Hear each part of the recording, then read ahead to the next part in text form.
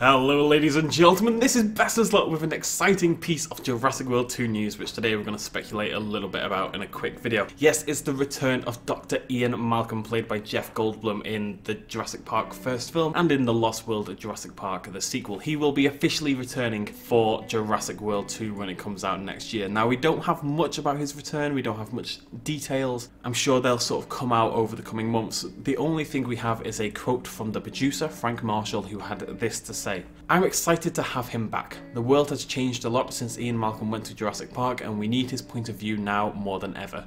He told us about chaos theory. He was right. So if for some reason you haven't seen the first two Jurassic Park films, you probably don't know why this is quite so exciting for fans of the franchise. Ian Malcolm in the first film was kind of one of the standout characters, like a rock star mathematician kind of thing. And his main field of study was something called chaos theory, which, to sum it up in very basic terms, is the idea that very small, nearly imperceptible changes cause a spiral of bigger changes and bigger changes and bigger changes. Like that old adage of a butterfly flaps its wings in one country and there's a typhoon in another. That kind of thing, you know, that like a chain of events that starts out small and gets bigger and bigger and bigger. And that was his kind of theory behind the downfall of Jurassic Park, which he predicted before it actually happened. Basically saying that, okay, you think you've got all this control, you're trying to control all these dinosaurs, but all it takes is one little thing to go wrong, which happened to be Dennis Nedry, and the entire system could potentially come crumbling down. It's an illusion of control, to quote Dr. Sattler. Why this is particularly exciting, not just because he's an incredible character, an incredible actor, it's also exciting because it's going to back up a lot of what we've already speculated about in past videos. We've very much stated that dinosaurs are probably going to be a lot more widespread,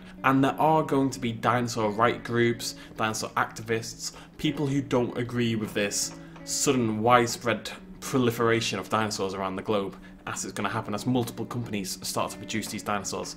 Ian Malcolm would be at the forefront of any such movement, saying that basically, yes, you've put in a lysine contingency or whatever the new equivalent is going to be. Yes, you've genetically altered them to be weaker or smaller or less aggressive or whatever, but it doesn't matter. Life finds a way, ladies and gentlemen. Life finds a way. I'm really excited about this. This is going to be awesome. The one thing we don't really know is whether this is kind of stunt casting or whether he's going to be an integral part of the film. That is information that's going to sort of appear throughout time. If I had to wager right now, I'd say he's not going to be a prominent character. I'd imagine he's not going to die in the film, for example. I don't think he'll get more than, say, 10 to 20 minutes screen time total. If I had to guess, I'd imagine he will be there to put a logical, intelligent face to the anti-dinosaur group. I don't want to call it the anti-dinosaur group, but kind of to the dinosaur rights group, or the people who want to see less of this widespread dinosaur nonsense. If you think about it, how a lot of us view PETA, the animal rights group right now, is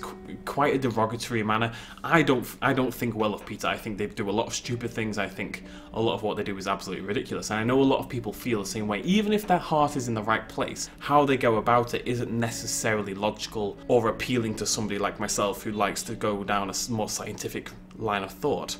So you put an Ian Malcolm type figure at the forefront of that, who lays out in scientific terms why we shouldn't be doing this, why this is all going to go terribly wrong, why these dinosaurs shouldn't be treated like this, why we shouldn't have them in the military, for example. And I think that would be a lot easier to take on board for somebody like myself, and I know a lot of you watching this at home would probably go in the same direction. So I think that's kind of what his role is going to be.